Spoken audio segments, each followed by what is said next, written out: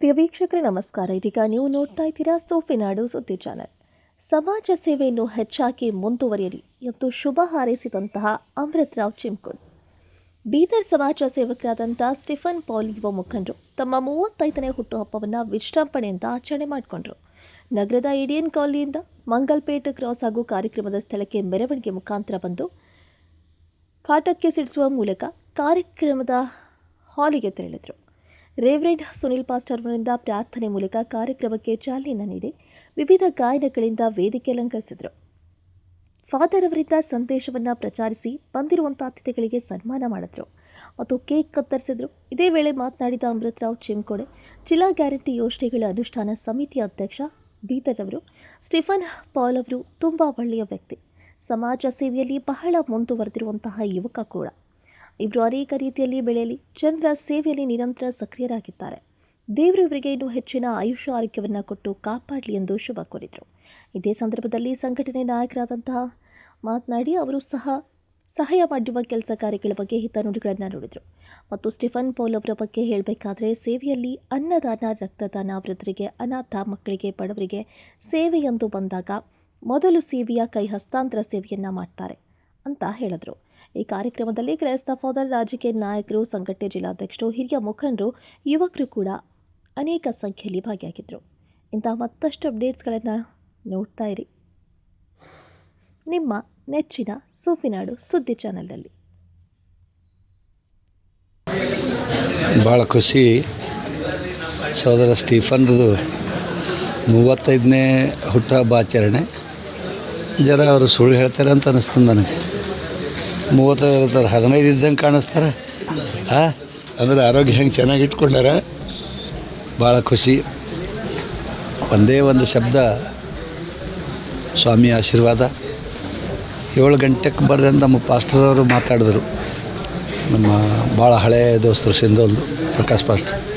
S ಅಂತ ರೆಡಿಯಾಗಿ ಅರ್ಧ ತಾಸನ್ನ ಬರೋಕ್ಕೆ ಸ್ವಾಮಿ ಅಂದ್ರೆ ಸ್ವಲ್ಪ ತಡ ಮಾಡೋ, ಮಳೆ ಹೊಂಟದ. ಮಳೆ ಅಂದರೆ ಶುಭ ಲಕ್ಷಣ. ಏನು ಬಂತು? ಕುಡಿಯೋದೆಲ್ಲ ನೀರೇ ಕುಡಿತಾರೆ ಎಲ್ಲರೂ. ಆ ನೀರಿನ ಕೊರತೆ ಆಗಬಾರ್ದಂತ ಯೇಸು ಸ್ವಾಮಿ ಬರೋಬ್ಬರಿ ನೀರು ಬಿಡಿಸ್ತಕ್ಕಂಥದ್ದು ಶುಭ ಲಕ್ಷಣ ಕೊಟ್ಟಿರ್ತಕ್ಕಂಥದ್ದು. ಭಾಳ ಚೆನ್ನಾಗಿ ನೀವು ಕೆಲಸ ಮಾಡ್ತಾಯಿದ್ದೀರಿ, ಪಕ್ಷದಲ್ಲಿ ದುಡಿತಾಯಿದ್ದೀರಿ. ಸಮಾಜ ಸೇವೆ ಅಂತ ಹೇಳ್ರಿ. ಆ ಪಕ್ಷ ಇರಲಿ ಏನೇ ಇರಲಿ, ಸಾಮಾಜಿಕ ಸೇವೆ, ಜನರಿಗೆ ಕೆಲಸ ಮಾಡಬೇಕು. ತಮಗೆ ಯೇಸು ಸ್ವಾಮಿ ಆಶೀರ್ವಾದ ಚೆನ್ನಾಗಿರಲಿ, ತಾಯಿ ತಂದೆ ಆಶೀರ್ವಾದ ಚೆನ್ನಾಗಿರಲಿ. ಎಲ್ಲ ಸಹೋದರರೊಂದಿಗೆ, ಹಿರಿಯರೊಂದಿಗೆ, ಮಕ್ಕಳೊಂದಿಗೆ ಚೆನ್ನಾಗಿ ಜೀವನ ನಡೆಸ್ತಾ ಸರಳ ಜೀವನ ಮಾಡಿಕೊಂಡು ಇನ್ನೊಬ್ಬರ ಕೆಲಸದಲ್ಲಿ ಒಳ್ಳೆಯದಾಗಿ ಸಹಕಾರ ಆಗೋಣ ಅಂಥ ಶಕ್ತಿ, ದುಡಿತಕ್ಕಂಥ ಶಕ್ತಿ, ಹೆಸರು ಪಡಿತಕ್ಕಂಥ ಶಕ್ತಿ ಸ್ವಾಮಿ ತಮಗೆ ಆಶೀರ್ವಾದ ನೀಡಲಿ ಅಂಥೇಳಿ ಸ್ವಾಮಿಯಲ್ಲಿ ಪ್ರಾರ್ಥನೆ ಮಾಡಿ ಬಂದಂಥ ಎಲ್ಲರಿಗೂ ಸಹಿತ ಈ ಸಂದರ್ಭ ಶುಭಾಶಯ ಹೇಳಿ ಧನ್ಯವಾದ ಹೇಳ್ತೇನೆ. ನಮಸ್ಕಾರಗಳು. ಸ್ಟೀಫನ್ ಪಾಲ್ ಅವರ ಸ್ನೇಹಿತರಿಗೆ, ಅವರ ತಂದೆಯವರಿಗೆ, ಅವರ ಕುಟುಂಬಕ್ಕೆ ಮತ್ತು ಇಲ್ಲಿ ಬಂದಿರತಕ್ಕಂಥ ಎಲ್ಲ ಸ್ನೇಹಿತರಿಗೆ ನಾನು ಮತ್ತೊಮ್ಮೆ ತುಂಬ ಹೃದಯದ ಸುಸ್ವಾಗತವನ್ನು ಬಯಸ್ತಾ ಇದ್ದೇನೆ. ನೋಡಿ, ಈಗ ಗುರುಗಳು ಮಾತಾಡ್ತಾ ಇದ್ರು, ಯಾವುದೋ ಒಂದು ಸಂಸ್ಕೃತಿ ಕಲಿತಾ ಇರಬೇಕಾದ್ರೆ, ಯಾರಾದರೂ ಉನ್ನತ ಮಟ್ಟಕ್ಕೆ ಬೆಳಿಬೇಕಂತ ಹೇಳಿದ್ರೆ ಆ ವ್ಯಕ್ತಿ ಗುಣ ಹೇಗಿದೆ, ಆ ವ್ಯಕ್ತಿಯ ವ್ಯಕ್ತಿತ್ವ ಹೇಗಿದೆ, ಅದ್ರ ಮೇಲೆ ದೇವರು ಅವ್ರನ್ನ ಮೇಲೆ ಕರ್ಕೊಂಡು ಹೋಗ್ತಾನೆ ಅಂತೇಳಿ ಇವತ್ತು ಧರ್ಮಗುರುಗಳು ಹೇಳ್ತಾ ಇದ್ರು. ಅದು ಖಂಡಿತ ನಿಜ. ಅದು ನೀವು ಹೇಳಿರೋದಲ್ಲ, ದೇವರ ವಾಕ್ಯ ಅಂತ ಅವ್ರು ಹೇಳಿದ್ರು. ನೋಡಿ, ಭಗವಂತ ಬಹಳ ತುಂಬ ಆಕರ್ಷಣೆ ಇರ್ತಕ್ಕಂಥ ಭಗವಂತನ ನಾವೆಲ್ಲಿ ನೋಡೋಕ್ಕಾಗೋದಿಲ್ಲ ಇವಾಗ. ಯಾಕಂತ ಹೇಳಿದ್ರೆ ಅವರೆಲ್ಲಿ ಕಾಣೋದಿಲ್ಲ. ಅವರು ಯಾವ ರೀತಿಯಲ್ಲಿ ದರ್ಶನನ ಕೊಡ್ತಾರೆ ಅನ್ನೋದನ್ನ ನಮಗೆ ಗೊತ್ತಿರೋದಿಲ್ಲ. ನೋಡಿ, ಇವತ್ತು ಒಬ್ಬ ವ್ಯಕ್ತಿ ಇನ್ನು ಚಿಕ್ಕ ವಯಸ್ಸು, 34 ವರ್ಷ, 35 ವರ್ಷ ಕಾಲಿಡ್ತಾ ಇದ್ದಾರೆ ಸ್ಟೀಫನ್ ಪಾಲ್. ನೋಡಿ, ಇವತ್ತು ಚಿಕ್ಕ ವಯಸ್ಸಲ್ಲಿ ಜನಗಳನ್ನ ಆಕರ್ಷಣೆ ಮಾಡ್ಕೊಳ್ಳೋದಿದೆಯಲ್ಲ, ಜನಗಳನ್ನ ಗುರ್ಸೋದಿದೆಯಲ್ಲ, ಬಹಳ ದೊಡ್ಡ ಕಷ್ಟ. ನೋಡಿ, ತುಂಬಾ ದೊಡ್ಡ ಶ್ರೀಮಂತರು ರಾತ್ರಿ ನಾಯಕರಾಗ್ಬಿಡ್ತಾರೆ. ಅದೇನು ದೊಡ್ಡ ವಿಷಯ ಅಲ್ಲ. ಯಾರ ಹತ್ರ ಹಣ ಇದೆ ಅಂತ ಹೇಳಿದ್ರೆ ರಾತ್ರಿನೇ ದೊಡ್ಡ ನಾಯಕರಾಗ್ತಾರೆ. ಆದ್ರೆ ಸಾಮಾನ್ಯ ಕುಟುಂಬದಿಂದ ಜನಿಸಿ ಇವತ್ತು ಎಲ್ಲ ಸ್ನೇಹಿತರ ಬಳಗವನ್ನು ಇಟ್ಕೊಂಡು ಸ್ನೇಹಿತರ ಹೃದಯವನ್ನು ಗೆದ್ದಿ ಇಷ್ಟು ಚಿಕ್ಕ ವಯಸ್ಸಿಗೆ ಇವತ್ತು ಸ್ಟೀಫನ್ ಪಾಲ್ ಬೀದರ್ನಲ್ಲಿ ಬೆಂಗಳೂರಲ್ಲಿ ಬಹುಶಃ ಇಷ್ಟೊಂದು ಸ್ನೇಹಿತರನ್ನ ನಾನು ದಾರಿ ಉದ್ದಕ್ಕೂ ನೋಡ್ತಾ ಇದ್ದೆ. ಪ್ರತಿ ಸರ್ಕಲಲ್ಲಿ ಪಟಾಕಿ ಸಿಡಿಸ್ಕೊಂಡು 7-8 ಕಾರ್ಗಳು ಹಿಂದ್ಗಡೆ ಇಟ್ಕೊಂಡು, ಅಂದ್ರೆ ಇದು ಹೆಂಗ್ ಕಾಣ್ತಿದೆ ಅಂದ್ರೆ ಸ್ಟೀಫನ್ ಪಾಲ್ ಮುಂದಿನ ಒಂದು ಗುರಿ ಏನ್ ಇಟ್ಕೊಂಡಿದ್ದಾರೆ 100% ಈ ವಾರ್ಡಿನ ಅವ್ರ ಗುರಿ ತಲುಪುತ್ತೆ ಅನ್ನತಕ್ಕಂಥ ವಿಚಾರ ಹೇಳಕ್ಕೆ ಇಷ್ಟಪಡ್ತೀನಿ. ನೋಡಿ, ಅಪರೂಪವಾದ ವ್ಯಕ್ತಿ ಸ್ಟೀಫನ್ ಪಾಲ್ ಹೇಗಿದ್ದಾರೆ, ಅವರು ಮಾತಾಡಲ್ಲ ಜಾಸ್ತಿ. ನಾನು ಒಂದು ಗಮನಿಸ್ತೀನಿ, ಇಡೀ ರಾಜ್ಯ ಪ್ರವಾಸ ಮಾಡ್ತೀನಿ. ನನ್ನ ಸಂಘಟನೆಯಲ್ಲಿ ಸುಮಾರು ಒಂದು 1,500-2,000 ಜನ ಯುವಕರು ಇದ್ದಾರೆ ಇಡೀ ನಮ್ಮ ಒಂದು 4-5 ಜಿಲ್ಲೆಯಲ್ಲಿ. ನೋಡಿ, ಇವತ್ತು ಯಾರು ಮಾತಾಡ್ತಾರೆ ಅವರು ಕೆಲಸ ಮಾಡೋದಿಲ್ಲ. ಯಾರು ಮೌನವಾಗಿರ್ತಾರಲ್ಲ ಆ ಮನುಷ್ಯ ಮುಂದಿನ ಗುರಿನ ಅಷ್ಟೇ ನೋಡ್ತಾ ಇರ್ತಾರಂತೆ. ಬೆಳಗ್ಗೆ ಎದ್ರೆ ಆ ಗುರಿನ ಯಾವಾಗ ಮುಟ್ಟಬೇಕು, ಆ ಗುರಿನ ಯಾವಾಗ ಹೊಡಿಬೇಕು, ಆ ಗುರಿನ ಇಟ್ಕೊಂಡು ನಾನು ಯಾವತ್ತು ಸಾಧನೆ ಮಾಡಬೇಕು ಅಂತೇಳಿ ಅದನ್ನ ಯಾರು ಮಾತಾಡೋದಿಲ್ಲ, ಮೌನ ವಹಿಸ್ತಾನೆ. ಆ ಯುವಕ ಆಗಿರ್ಬೋದು, ಯಾವುದೇ ವ್ಯಕ್ತಿ ಇರ್ಬೋದು, ತನ್ನ ಗುರಿನ ಸಾಧಿಸೋದು ಅಷ್ಟೇ ಇಟ್ಕೊಂಡಿರುತ್ತೆ. ನಾನು 3 ವರ್ಷಗಳಿಂದ ಬಹುಶಃ ಸ್ಟೀಫನ್ ಪಾಲ್ನ ನನ್ನ ಕಾರ್ಯಕ್ರಮಕ್ಕೆ ಇವತ್ತು ಏನು ನಮ್ಮ Karnataka Ratna power star doctor Puneeth Rajkumar ಅವರ ಜನ್ಮ ದಿನಾಚರಣೆ ನೋಡಿ, ಬಹಳ ಆಶ್ಚರ್ಯ. ನಾನು ಇದನ್ನ ಹೇಳಬೇಕು, ಇವತ್ತು ಅಂತ ಒಬ್ಬ ಪುಣ್ಯಾತ್ಮ ಇಡೀ ವಿಶ್ವದಲ್ಲೇ ಡಾಕ್ಟರ್ ಪುನೀತ್ ರಾಜ್ಕುಮಾರ್ ಅಂತ ಹೇಳಿದ್ರೆ ನಾವು ನೀವು ಕೊಂಡಾಡ್ತಿರೋದಲ್ಲ, ಇಡೀ ವಿಶ್ವ ಇವತ್ತು ಕರ್ನಾಟಕ ಅವರ ಒಂದು ಜನ್ಮ ದಿನಾಚರಣೆ ಹಬ್ಬ ಮಾಡ್ತಾ ಇದೆ ಇಡೀ ಊರಲ್ಲಿ. ನೋಡಿ, ಬೀದರ್ ಇವತ್ತು ಕರ್ನಾಟಕದ ಒಂದು ಕಿರೀಟ ಅಂತ ಬೆಳಿಗ್ಗೆ ಹೇಳಿದೆ. ಇದು ಒಂದು ಗಂಡು ಮೆಟ್ಟಿದ ನಾಡು ಬೀದರ್.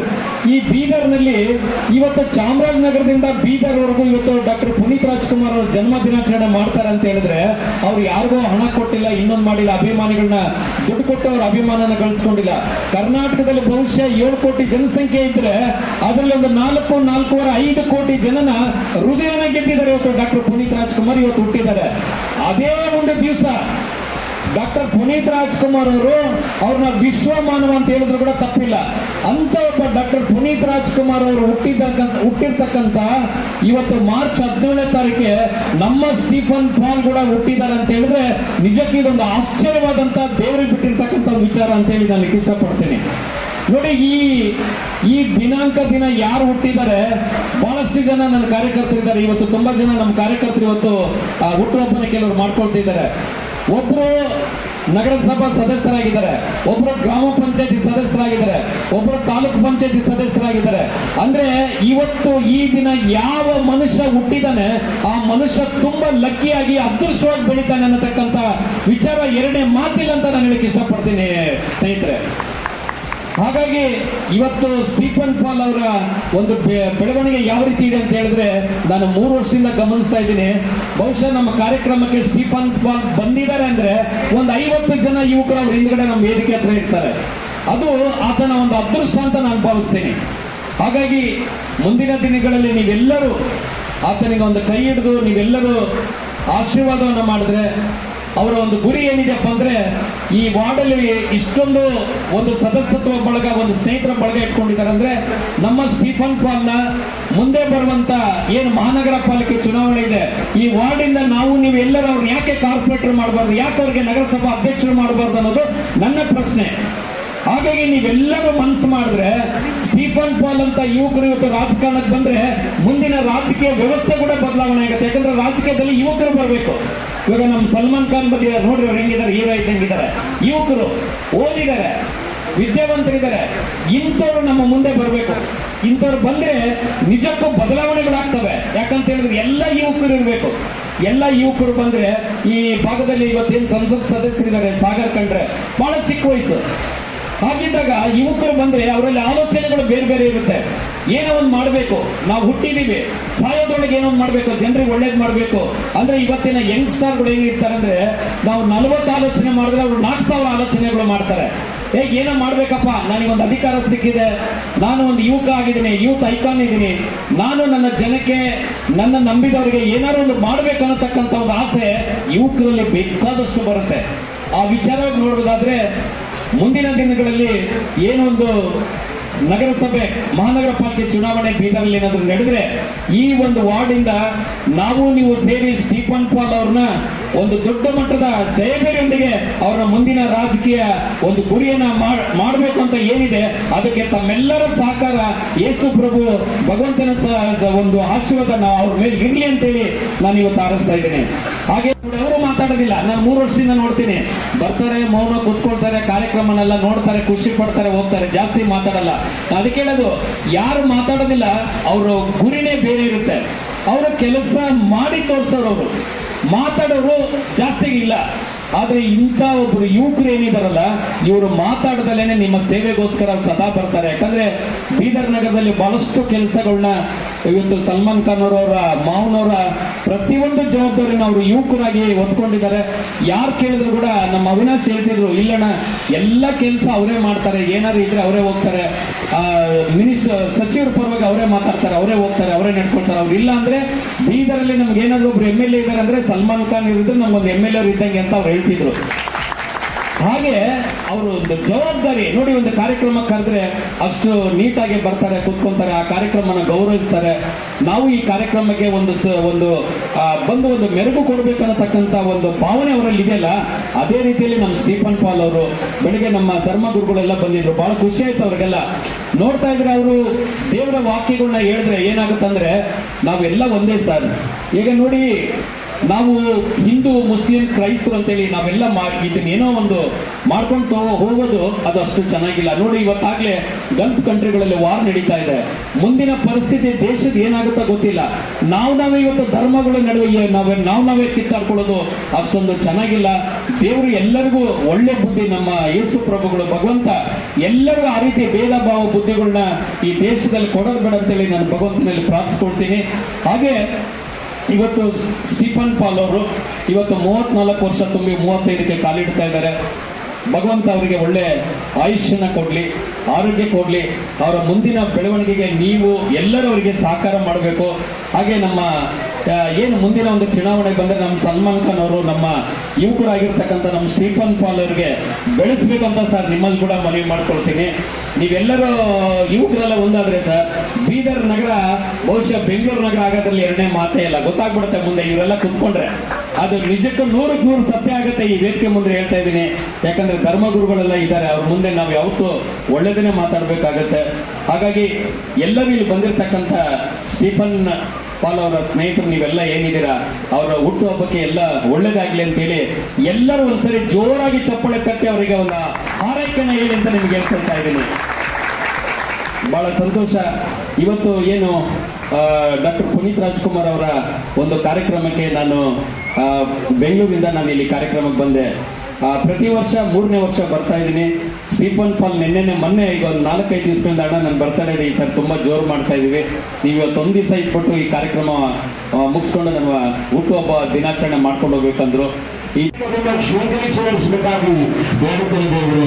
ನೂತನ ವರ್ಷಗಳು ಪ್ರವೇಶಿಸಿದಾಗ ಸುರಕ್ಷಿತವಾಗಿರ್ತಾನೆ ಎಂಬುದಾಗಿ ಮಗನಿಗೆ ಒಳ್ಳೆ ಆರೋಗ್ಯ ಭಾಷೆಯನ್ನು ಬೆಳೆಸಿ ಆತ್ಮೀಸಿದವರು ಮಾಡೋದು 2023ರಲ್ಲಿ ನಾಡು ನುಡಿಯನ್ನು ಕಾಪಾಡುವ ಉದ್ದೇಶದಿಂದ ಕೆಲಸ ಮಾಡುತ್ತಿರುವ ಕರ್ನಾಟಕ ರಕ್ಷಣಾ ವೇದಿಕೆ ಕಾವಲು ಪಡೆಯ ಉಪಾಧ್ಯಕ್ಷರಾಗಿ ಜವಾಬ್ದಾರಿಯನ್ನು ವಹಿಸಿಕೊಂಡರು. ಅವರ ನಿರಂತರ ಸೇವೆ ಹಾಗೂ ಜನಪರ ಕೆಲಸಗಳನ್ನು ಗುರುತಿಸಿ ಮೇ 3, 2024ರಂದು ಅವರನ್ನು Bidar city block Congress vice president ಆಗಿ ನೇಮಕ ಮಾಡಲಾಯಿತು. ಇವು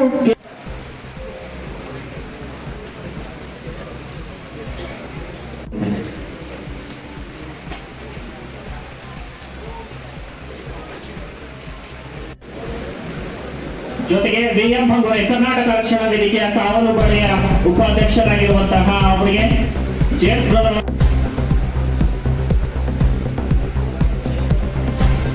ಎಲ್ಲರೂ ಚಪ್ಪಾಳೆನ ತರಬೇಕಾಗಿ ವಿನಂತಿಸಿಕೊಳ್ಳುತ್ತೇನೆ.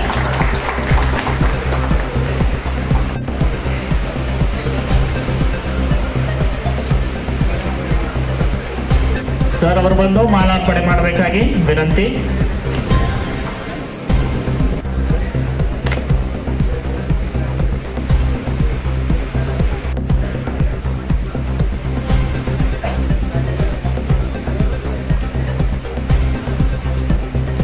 ಮಾಲಾರ್ಪಣೆ ಮಾಡಬೇಕಾಗಿ ವಿನಂತಿಸಿಕೊಳ್ಳುತ್ತೇನೆ. ಜೊತೆಗೆ ರೆವರೆಂಡ್ ಸುನೀಲ್ ಜವಾರೆ ಅಯ್ಯನವರಿಗೆ ಅರಿಸ್ಟ್ರಟಸ್ ಪಾಸ್ಟರ್ ಅವರು ಬಂದು